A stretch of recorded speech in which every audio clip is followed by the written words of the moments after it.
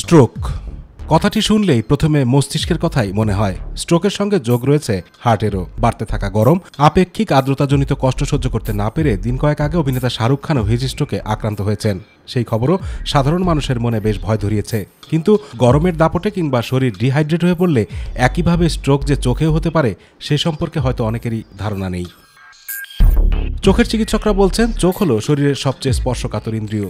ঘুমের সময়টুকু বাদ দিলে দিনের বেশিরভাগ সময় চোখ খোলা থাকে। বাতাসে মিশে থাকা ধুলো, ময়লা, জীবাণুর সঙ্গে ঝলসানো গরম হাওয়ার আঁচ সরাসরি চোখে এসে লাগে। সেখান থেকেই শুরু হয় ইনফ্ল্যামেশন অর্থাৎ প্রদাহ। চোখে স্ট্রোক হলে দৃষ্টি ঝাপসা হয়ে যেতে পারে। কারো ক্ষেত্রে চোখের নির্দিষ্ট একটি অংশ ঝাপসা হয়ে যেতে পারে, আবার কারো ক্ষেত্রে পুরো দৃষ্টিশক্তি ঝাপসা হয়ে যায়। পরিস্থিতি জটিল হলে দৃষ্টিশক্তি হারানোরও আশঙ্কা থাকে।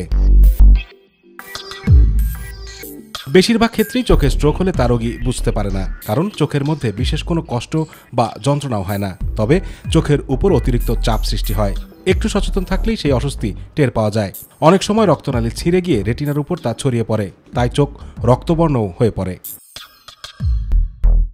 নিয়মিত প্রাণায়াম করলে উচ্চ রক্তচাপ এবং ডায়াবেটিস নিয়ন্ত্রণে থাকে, ফলে চোখের উপরেও চাপ কম পড়ে। চোখ ভালো রাখতে বিভিন্ন ধরনের ভিটামিন এবং খনিজ সমৃদ্ধ বাদাম এবং বীজ খাওয়া প্রয়োজন। সঙ্গে যদি কিশমিশ, শুকনো ডুমুর খাওয়া যায় তাহলে আরও ভালো।